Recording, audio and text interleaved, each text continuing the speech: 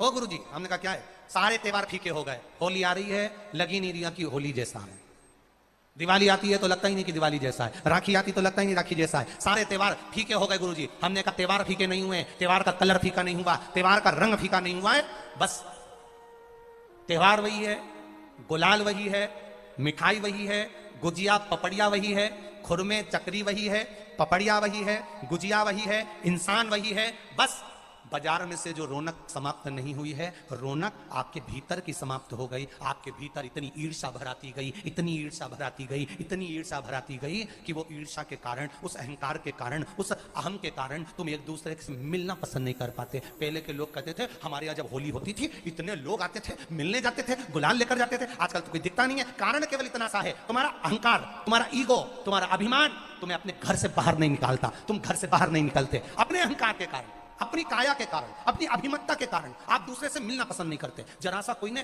Colour लगाया तुम्हें क्रोध आ गया, जरा सा किसी ने गुलाल लगाया तुम्हें गुस्सा आ गया, जरा सा कोई आया भाभी जी भैया जी करके गुलाल लगा गया, तुम न न न न न न न न न कहां जाओ? इतने वीआईपी हो गए, इतने वीआईपी हो गए, इतने वीआईपी हो गए कि अपने त्योहारों से भी दूर हो गए। मेरा निवेदन है, होली का त्योहार आ रहा है, उस फागुन के त्योहार में मेरा देवाधिदेव महादेव माता पार्वती के साथ होली खेलता है, मेरा कृष्ण कन्हैया राधा रानी के साथ होली खेलता है। आप भी अपने इष्ट मित्रों के साथ होली खेलिए और दिल से खेलिए, दिल से खेलिए, हृदय से खेलिए, भाव से खेलिए, दिल से त्योहार मनाइए। हमारे सीहोर में, सीहोर जिले में एक होली होती थी। उस होली का नाम हमने पिछली बार बदल दिया था। कौन सी होली कर दी थी? महादेव की होली। पिछली बार हमारे सीहोर जिले में हमेशा होती आई थी वो होली, थोड़ा उसका नाम हमने चेंज कर दिया था तो उसको महादेव की होली कर दिया था। मेरे सीहोर जिले के रहने वाले सभी रहवासियों से, जिले भर के निवासियों से निवेदन करना चाहूंगा, वो पुरानी होली को बंद कर महादेव की होली नाम दिया गया है। शिव मंदिर में जाना है, चंदन का जल शिव जी को एक लोटा चढ़ाना। एक बात अपनी जिंदगी में उतार कर रखो, शंकर भगवान को घी का दिया भी लगाओ तो तुम्हारे घर में जो असली घी हो, थोड़ा सा भले एक पत्ती लगाओ, भले इतनी सी बत्ती जलाओ, पर असली घी की जलाओ। शिव जी को अगर चंदन भी लगा रहे हो तो असली लगाओ। शंकर भगवान को चावल भी चढ़ा रहे हो तो असली चढ़ाओ। शंकर भगवान को अगर अष्टगंध भी चढ़ा रहे हो तो असली चढ़ाओ। केमिकल का कोई चीज मेरे महादेव को मत चढ़ाओ जिससे भगवान शिव की मूर्ति नष्ट हो। ऐसी कोई चीज मेरे महादेव को ना चढ़ाओ। अगर शंकर भगवान के साथ आप होली खेल रहे हो तो चंदन का पानी शंकर भगवान को चढ़ाइए, अष्टगंध का जल भगवान शिव को चढ़ाइए। पूरी कहानी गलत बताइए। अगर दुनिया के लोग सही कहानी बताते तो भतीजा और बुआ का संबंध खराब नहीं होता। कहानी गलत थी ना। लोगों ने कहा, हिरण्यकशिपु ने अपनी बहन से कहा, बहन तू अपने भतीजे को गोदी में रखकर बैठ जा और चादर ओढ़ कर बैठ जाना, तू बच जाएगी, तेरा भतीजा जल जाएगा। तो बुआ भतीजे को जलाने के लिए गोदी में लेकर बैठी। बोलो सही है कि गलत है? लोगों ने कहानी गलत बताई। होली का लोगों ने कहा उसने अपने भतीजे को जलाया। पहले तो होलिका का नाम तो निकालो कि होलिका का नाम क्या है। कथा वालों ने कह दिया हिरण्यकशिपु की बहन थी होलिका, वो अपने भतीजे प्रहलाद को गोदी में लेकर बैठ गई। वो प्रहलाद को हाथी के पांव के नीचे डाला, खोलते तेल में डाला, अग्नि में डाला, इसमें डाला, उसमें डाला, नहीं मरा। आखिरी में अपनी बहन से कहा होलिका, तो अपने भतीजे को गोदी में लेकर बैठ गया। पहले उस होलिका का असली नाम तो लाओ जिस होलिका का नाम विष्णु पुराण में ढूंढा लिखा है। क्या नाम लिखा है? ढूंढा। होलिका का असली नाम लिखा है विष्णु पुराण में ढूंढा। इसलिए आज भी होली में लकड़ी नहीं जलाई जाती, मोटे मोटे ढूंढ जलाए जाते हैं, क्योंकि उसका नाम ढूंढा। और ढूंढा बैठी अग्नि में, भतीजे को गोदी में लेकर बैठ गई। उसके पास में ब्रह्मा जी की चादर थी जिसको ओढ़ कर बैठ जाती थी तो आगी में जल नहीं सकती थी। ढूंढा ने देखा चारों तरफ से आगी लग गई, मेरा भतीजा जल जाएगा। तो बुआ को लगा मेरा भतीजा जल जाएगा। बुआ वो होती है जो दुआ देती है, बुआ कभी बद्दुआ नहीं देती है। और ढूंढा ने अपनी चादर को उतारा, आगी चारों तरफ से लग गई। बुआ को लगा मेरा भतीजा जल जाएगा, तो अपनी चादर उतार कर अपने भतीजे पे डाल दी और बुआ खुद जल गई, पर अपने भतीजे को नहीं जलने दिया। ये कथा है, पर लोगों ने उसको पूरी पलट दिया, पूरा पलट दिया। बुआ कब जलाई अपने भतीजे को? आप में से इतनी सारी बुआ बैठी हैं, कभी अपने भतीजे को अपशब्द कहा? कभी अपने भतीजे को श्राप दिया, कभी अपने भतीजे को बद्दुआ दी? नहीं। जब भी बोलती हो मेरा भतीजा खूब फले फूले, भगवान कृपा करे मेरे भाई जैसा नाम कमाए, मेरा भैया कितना नाम कमाता वैसा मेरा भतीजा नाम कमाए, तो भतीजे को चाहिए जब बुआ घर में आए तो अपने मम्मी पापा से कहना, पापा मम्मी 2 साड़ी देना, क्योंकि अब मेरी नौकरी लग गई है, मैं कमाने लगा हूँ, मैं कमा रहा हूँ, इसलिए मम्मी एक काम करना, 1 साड़ी पापा देंगे अपनी बहन को और 1 मैं दूंगा अपनी बुआ को। तो मम्मी कहेगी तू अपनी बहन को देना, बुआ को क्यों दे रहा है? तो कह देना अगर आज मैं दूंगा तो उसके भी भतीजे उसको देंगे। ये हमारे यहाँ कर्म चालू होना चाहिए। पर करे क्या, 4 भाई 1 साड़ी, बहन को जब देते हैं पैक करके, पूरी पैकिंग,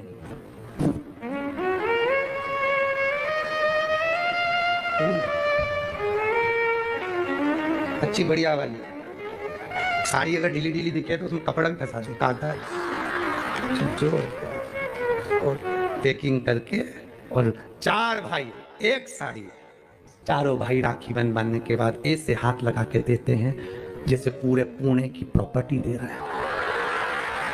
ये पुणे की। किसी ने पूछा कि क्यों रे चारों भाइयों ने मिलके 1 साड़ी दी? अभी हम एक ही तो घर में रहते हैं, सब एक हैं।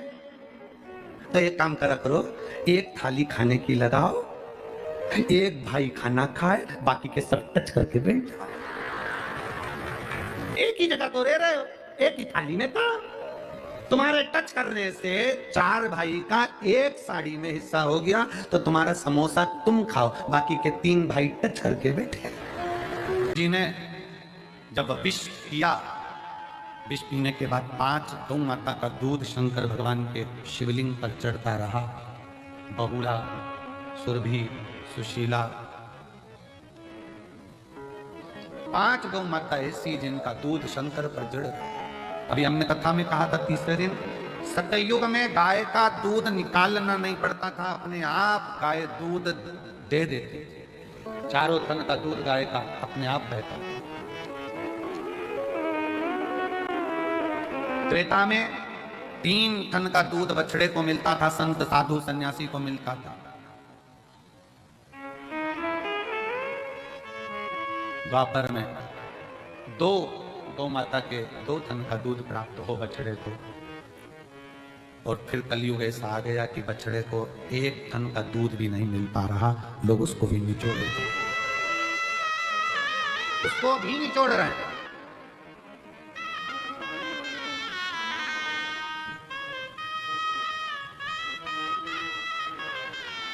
आज के जमाने में, आज के समय में बहुत विशेष ध्यान रखने वाला विषय है।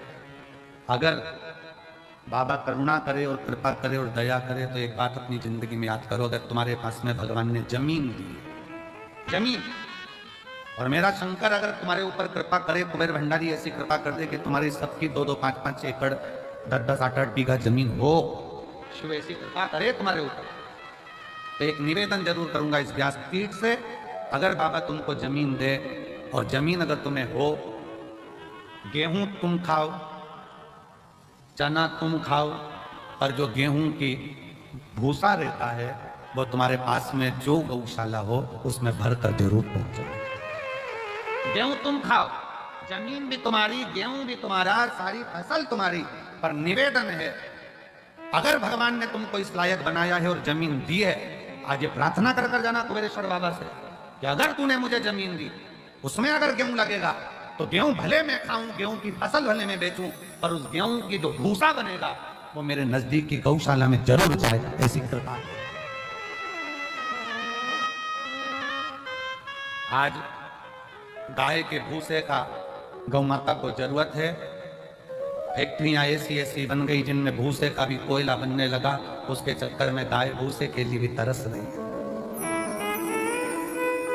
विठलेश सेवा समिति पिछले कई वर्ष से एक नियम लेकर चलती है कि गाय का भूसा जब ज्यादा हम लोग प्रयास करते हैं कि इकट्ठा कर लें, और कोई नजदीक की गौशाला में भी जब भूसे की जरूरत होती है, जो आप लोग सहयोग करते हो, 1-1 रुपया देते हो, तो नजदीक में कहीं पर भी कहीं से सूचना आती है तो उस गौशाला में भी भूसा सीहोर की गौशाला से चले जाता है कि वहां गाय भूखे ना। गौ माता भूखी ना रहे, पर कब तक?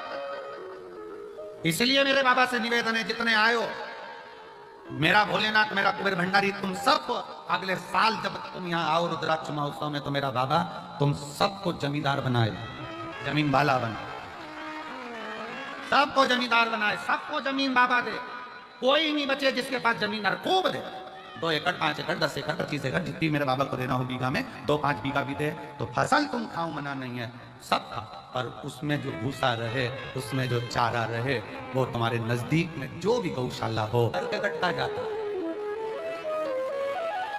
लोहे से ज्यादा भारी अग्नि, अग्नि से भारी पानी, पानी से भारी मनुष्य, लोटा भर के गटका जाता है। पर मनुष्य सोचे कि मेरे बराबर कोई नहीं, तो मनुष्य से भी भारी है बीमारी, जो अच्छे अच्छे पहलवान को भी निकल जाती है। मनुष्य से भी भारी है बीमारी, जो अच्छे अच्छे सूरमा को भी निकल जाती है। पर बीमारी सोचे कि मैं प्रबल हूं, तो बीमारी से भी भारी है त्रिपुंडधारी, जो बीमारी को भी निकल जाता है।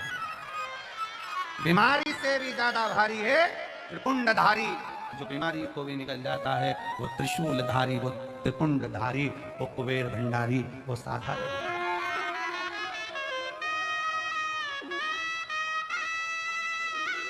सहज नहीं, सरल नहीं। तेरी बाबा आपका कल्याण कर जाए, तो इससे बढ़कर क्या क्या?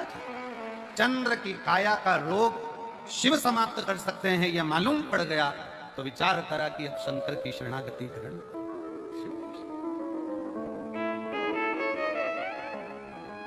चंद्रदेव ने नारद जी के कहने पर शंकर जी की आराधना करना प्रारंभ। कैसे राजी होंगे? अभी तक चंद्र शिव को नहीं पहचान रहे, अभी तक चंद्र शंकर को नहीं जान रहे, अभी तक तो चंद्र शिव को जानने का प्रयास नहीं, जान नहीं पा रहे, पहचान नहीं पा रहे। अब पहचाने चंद्र, अब पहचाने कि शिव साधारण नहीं है। हम अपनी ये साधारण सी दृष्टि से, नयन से भगवान को पहचान नहीं पाते हैं, हम जान नहीं पाते। हम अपनी साधारण सी नयन दृष्टि से परमात्मा को नहीं पहचान पाते। पर शिव महापुराण की कथा कहती है, जिस दिन उस परमात्मा ने ज्ञान के चक्षु दिए, उस दिन आप शिव को पहचान जाते हो कि शंकर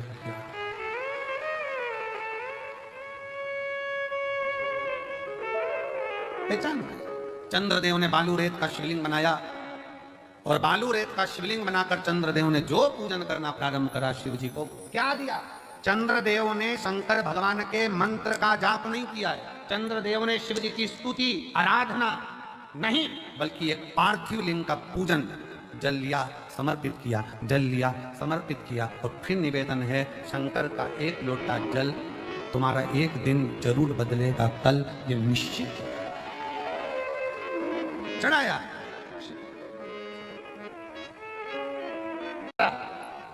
उसी तरह अपने जीवन में मान लो, अगर कष्ट बहुत मिल रहे हैं, तकलीफें बहुत मिल रही है, ठोकरें बहुत मिल रही है, समझ लेना ये ठोकरें एक दिन तुमको इतनी ऊंची ले जाएगी कि फिर तुम्हें दुनिया की वाणी शब्द की ठोकर नहीं ना लगे, मिलेगी। एक सुंदर कथा है बरहा पुराण का। भगवान बरहा का दर्शन आप लोगों ने किया होगा, आप सबने भगवान बरहा का दर्शन करा। श्रीमद् भागवत में वर्णन आता है कि पृथ्वी को भगवान बरहा ने अपनी दंतों पर उठाकर रखा था, हिरण्याक्ष को। बोल बरहा भगवान की। दांतों पर पृथ्वी को उठाया।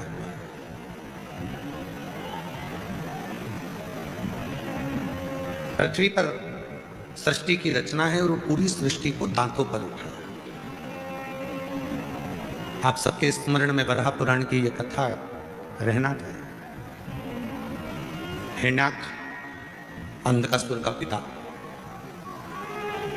वो हिरण्याक्ष जिसने पूरी पृथ्वी को जलमग्न कर दिया, पूरी पृथ्वी को ले जाकर पानी में डुबो दिया, हाहाकार मच गया, सारे देवता परेशान हो गए, सारे देवता परेशान।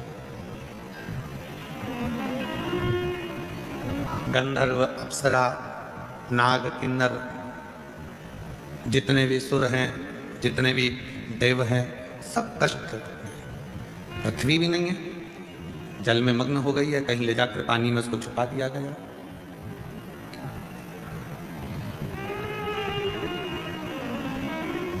पुकारा देवताओं ने, गंधर्वों ने, अप्सरा ने, नागों ने, सबने भगवान नारायण को पुकारा। भगवान नारायण ने ब्रह्मा जी को बुलाया, ब्रह्मदेव क्या बात है, इतना हाहाकार क्यों मचा हुआ है? तो कहा पूरी पृथ्वी पानी में डूब गई है और सारे जितने लोक हैं उन सारे लोक पर हिरण्याक्ष ने कब्जा कर लिया।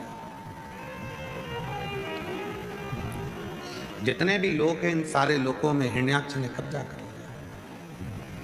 हिरण्याक्ष ने उसको कब्जा कर लिया। क्या चाहते हो? तो कहा ये पूरी पृथ्वी को कोई निकाल कर लेकर आ जाए। पृथ्वी निकाल के लाना है? हाँ। भगवान विष्णु बोले कि वो हिरण्याक्ष ने तो बहुत सारा वर प्राप्त करा है और उस वर को प्राप्त करने के बाद तो इसको मारने के लिए तो मुझे बरहा बनना पड़ेगा। इसको मारने के लिए तो मुझे बरहा उतार लेना पड़ेगा। तो प्रभु लीजिए और बरहा अवतार लेकर इस हिरण्याक्ष का वध कर दो।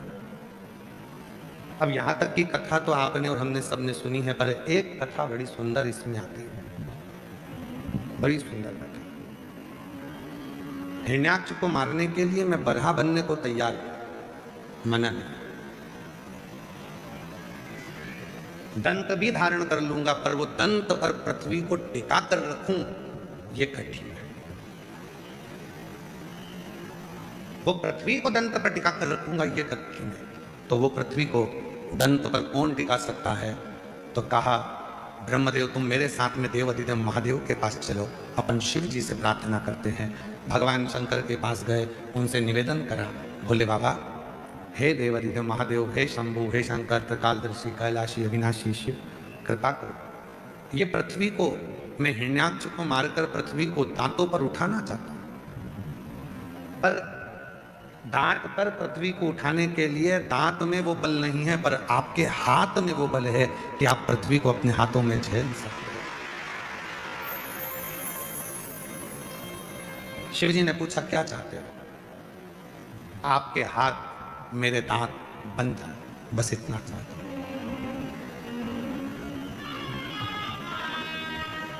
यदि आपने कहीं पर वराह भगवान का फोटो देखा हो, दर्शन किया हो, तो उनके दो दांत आगे नजर आते हैं जिस पे पृथ्वी रखी हुई है। कोई आपसे पूछे कि वो दांत किसके हैं, तो कहना बरहा पुराण वर्णन करती है कि भगवान नारायण ने शिव जी से उनके दो हाथ मांगे थे अपने दो दांत बनाने के लिए। भगवान शंकर ने अपने दो हाथ दो दांत बनाने के लिए दिए और उन दो हाथों पर मेरे देव अधिदेव महादेव ने दांत बनकर पृथ्वी को अपने हाथों में उठाकर रखा, उस पृथ्वी का संचार करना। अग्नि, आकाश, वायु, पृथ्वी, जल, प्रकृति का एक एक अंश मेरा शिव है, मेरा शंकर है, मेरा शंकर। महाराज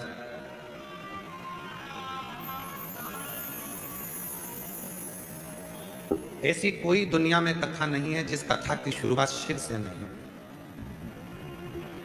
रामचरितमानस की शुरुआत भी होती है तो शिव से होती है, श्रीमद् भागवत की शुरुआत भी होती है तो शिव से होती है, भगवान की विष्णु पुराण की शुरुआत होती है तो शिव से होती है, अग्नि पुराण, नर्मदा पुराण, ब्रह्म वैवर्त पुराण, जितनी भी पुराणों की शुरुआत होती है शिव से होती है, शंकर से होती है।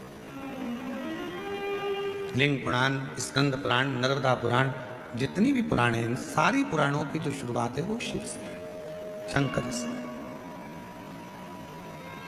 अब जब प्रत्येक पुराण की शुरुआत शिव जी से है,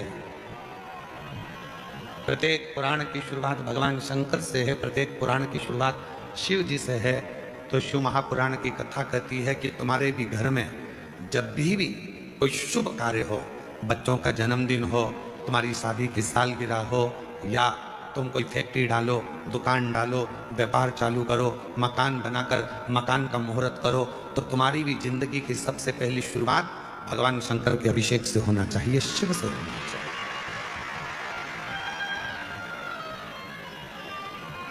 भगवान देवादिदेव महादेव के अभिषेक से, भगवान शंकर के पूजन से होना चाहिए।